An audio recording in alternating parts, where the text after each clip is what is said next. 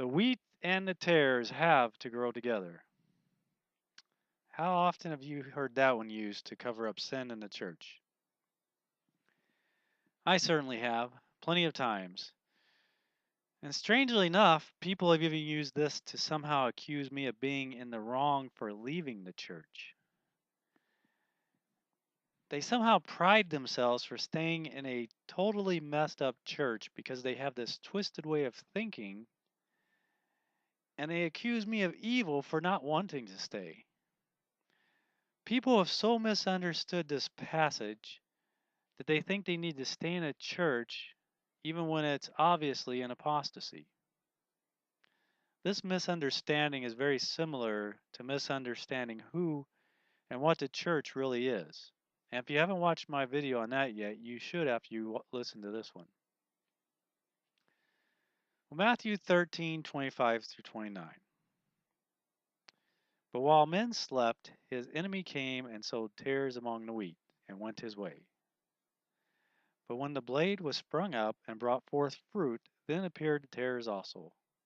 So the servants of the householder came and said unto him, Sir, didst not thou sow good seed in thy field? From whence then hath it tares? He said unto them, An enemy hath done this. The servants said unto him, Will thou then that we go and gather them up? But he said, Nay, lest while you gather up the tares, you root up also the wheat with them.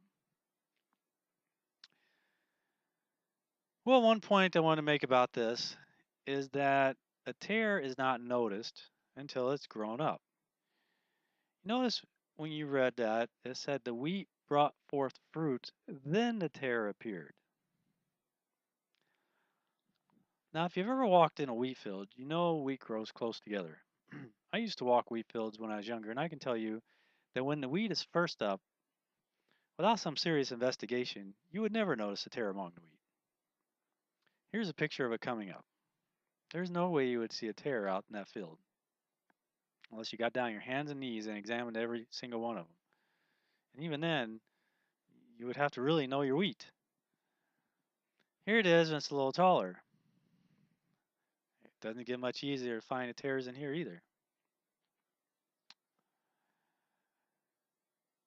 Here it is as it's gotten older and with a closer look. Maybe you would notice this. Seeing it side by side here, you can tell it. But in a wheat field, I would guess that the majority of people would never notice this as a tare either. Nope, not until it's ready for harvest can you really see the difference. I thought this picture is kind of funny. The wheat brings forth fruit, but the tares are just empty-headed. Kind of fitting. When the big machinery comes, it will separate the weeds from the wheat. See, the machines are made to deal with that. They can save the kernels of grain and throw everything else away. But when this parable was written in Christ's day, they harvested the wheat by hand, and then they separated tares before threshing. Now, why wouldn't you pull the weeds out before harvest time? Well, because the roots would be so entwined with the roots of the wheat, you'd pull wheat out before it bore fruit, and then the wheat would be useless. It wouldn't have matured enough, you see. But once the wheat is mature enough, then you can harvest the field. And if a tare happens to pull up wheat, then it won't matter because the wheat's fully mature and the wheat already has its destiny locked in. It's going to the threshing floor, while the tare will be cast aside. Well, all this is fairly easy to understand. You've heard it many times before, probably. And it's really not the point I wanted to make. I mean, the main point that you don't notice a tare until the wheat is ripe is something you need to remember. But the thing I want to compare, and the problem I want to deal with, is a problem many people run into when they want to lump tares and thorns together. You see, a big giant thorn plant sticking 50 feet above the wheat is not a tare. Nobody's going to confuse that with a wheat plant. The only people that will confuse those two are other thorns. That is not what this verse is talking about. This is just a sinner in the camp and needs to be dealt with. Don't confuse the two issues. When it is such open sin, it has to be dealt with. Otherwise, it will overshadow the congregation and put out the rays of light, which will eventually lead to the death of the other plants. And if a big thorn plant comes walking in my garden and says, "Look here, my fine man, I'd like to plant myself right in the middle of your wheat," why, I'd be a fool to allow that. And yet, this is the very thing that's going on today.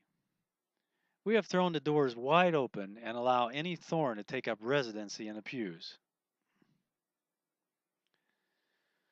But this is not the worst of it. The worst thing is that the thorns have worked their way up to the front and have a hold of the microphone. Many of them have even gone to Andrews, gotten a theology degree, and are now standing in the pulpit spewing their poisonous seeds on the congregation every week. And consider this, if you eat the seeds from the thorn plant, you will get sick. You might even die. You better know that and understand the difference between a tare and a thorn. The Lord will not write as wise those who cannot distinguish between a tree that bears thornberries and a tree that bears olives. Dealing with open sin is not wrong, and that means open apostate false teaching that's going on in the church. That is even the greatest sin. Dealing with that is not what the parable of the wheat and tares is talking about. Christ has plainly taught that those who persist in open sin must be separated from the church, but he has not committed to us the work of judging character and motive. While it's not always possible to distinguish the tares from the wheat without judging character, such is not the case with thorns. Yet how many in the church today have never made this distinction? And they just want to believe that the tares and the thorns should all stay together till the end of time. And in so doing, they've created a situation that is fatal to many of the wheat.